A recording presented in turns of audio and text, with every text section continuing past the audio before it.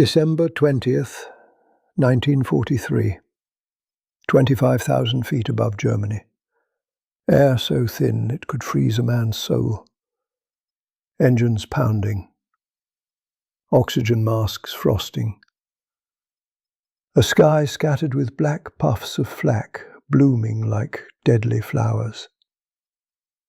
Private James Red Callahan, a 20-year-old factory kid from Pittsburgh with grease still in the creases of his palms, gripped the twin .50 caliber machine guns at his waist gun position on a B-17 Flying Fortress. His first mission. His first time over enemy territory.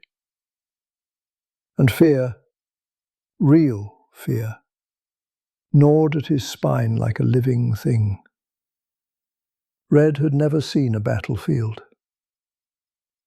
But now he was flying straight into the beating heart of Hitler's war machine.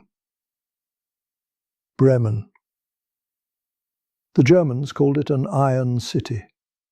Factories, shipyards, guns. And today bombs were coming for it. He thought of home, of smokestack skylines, steel rivets, the clang of hammers, and of his mother, who hugged him so tight the day he shipped out, as if she could hold the war away from him. A voice crackled over the intercom. Enemy fighters, 11 o'clock, closing fast.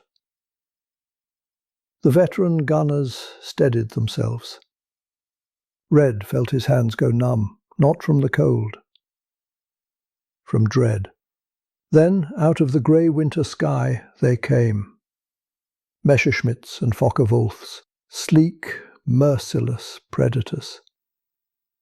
Yellow-nosed, guns flashing like lightning. The air around the fortress exploded with tracer fire. Red flinched, froze. Every instinct told him to crouch, to hide, to pray. But men weren't built to hide in the air. Not here. Not in a B-17. A scream over the radio jolted him. Left waist! They're coming in on your side! Red swallowed hard, planted his boots, and squeezed the triggers. The 50 cals roared to life, vibrating through his bones. Brass casings clattered at his feet like falling rain. Smoke, fire, steel. A storm of war outside his window. A fighter streaked past, guns blazing. Red's tracers arced perfectly, almost by instinct, into the Germans' wing route. The aircraft shuddered, rolled, and spiraled into cloud. He didn't jeer. He didn't speak. He just kept firing, breathing hard through the mask, hands shaking, but steady on the triggers. Another attack run. More smoke, more tracers. And suddenly, silence. The fighters broke off. The bomber stream pressed on. Germany burned below. Hours later, they limped back to base under a grey English sky. Bullet holes riddled the B-17 like angry scars. Fuel leaking, fabric shredded, but she still flew. Stubborn, proud, American. Red stumbled out onto the cold runway, legs weak, stomach churning. His crew chief slapped his shoulder. Someone shoved a steaming cup of coffee in his hand. He didn't drink it. He just stared at the ground. Breathing. Alive. That night, in the debriefing hut, officers rolled the gun camera film. There it was. One enemy fighter, trailing smoke, falling away. Confirmed. A rookie with a kill on his first mission. No applause, no boasting. Just quiet nods. The kind men gave each other when words felt small. Red slept little that night. He thought not of heroism, but of the German pilot, the face he'd never seen, a life cut from the sky. War had no glory, only necessity and survival. Over the months that followed, James Red Callahan flew 24 missions. He watched fortresses burn.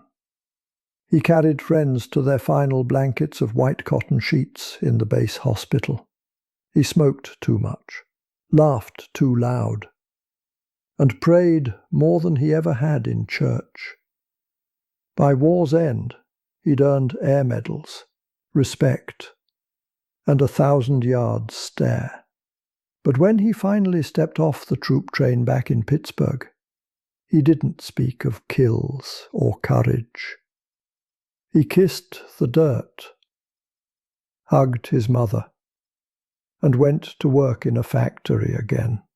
For the rest of his life, when asked what the war made him, he'd smile, tired, humble, and say, "It made me grateful to breathe." Some men become legends in the sky. Some become heroes only to themselves. And some, like Red, become something rarer still. The war hadn't started with gunfire for Everett Red Malloy. It started with silence. The kind that settles in a small Midwest town when dreams outgrow the horizon. Red grew up on the edge of Nebraska wheat fields where summers baked the earth and winters bit through wool coats. His hands were calloused long before he turned 18, and his father always said a man's worth could be measured by the soil under his fingernails. But Red's eyes were never on the soil. They were on the sky. On the silver trails left by Army Air Corps bombers during training flights. On the stories in the newspaper. France falling. Britain burning. Hitler marching. Each headline felt like the world was tilting, and sooner or later it would tip right over into his quiet town. He worked long days beside his father, but every afternoon, when the whistle blew from the grain mill, Red would bike to the edge of the county airstrip.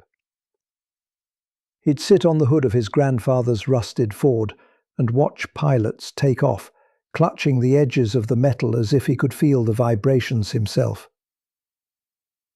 His friends talked about jobs, about marriage, about staying. Red talked about flight, about freedom, about duty. And they teased him for it. "Europe ain't our problem," they'd say. "We already fought one war for them." But Red didn't see borders. He saw consequences. When Pearl Harbor fell, the mill whistle blew early. Men gathered around radios, jaws clenched, fists tight. Mothers cried without understanding why. It no longer mattered who believed the war would reach them. It already had. Red didn't hesitate. He didn't wait for a draft notice, didn't finish supper, didn't sleep on the decision. At sunrise, a cold wind cutting across frozen fields, he walked 5 miles to the nearest recruitment office. The clerk asked him the same question he asked every boy who showed up too young, too eager, too hopeful. "Why are you here?" Red didn't talk about patriotism or revenge or adventure. He simply said, "Because someone has to fly." The officer stared at him a moment, seeing not a boy but a spark. He stamped the paperwork. And just like that, the wheat fields disappeared behind a train window, and the sky he'd always dreamed of no longer felt distant. It felt like destiny. Red Malloy, farm boy, dreamer, son of America's heartland, was going to war. Not to run from home, but to protect the world beyond it. His life until now had been measured in seasons. From this moment forward it would be measured in missions, in engine roars, in friend and foe, in fear and steel and sky, and in the unspoken truth that once a man commits to flight, he never truly comes back down.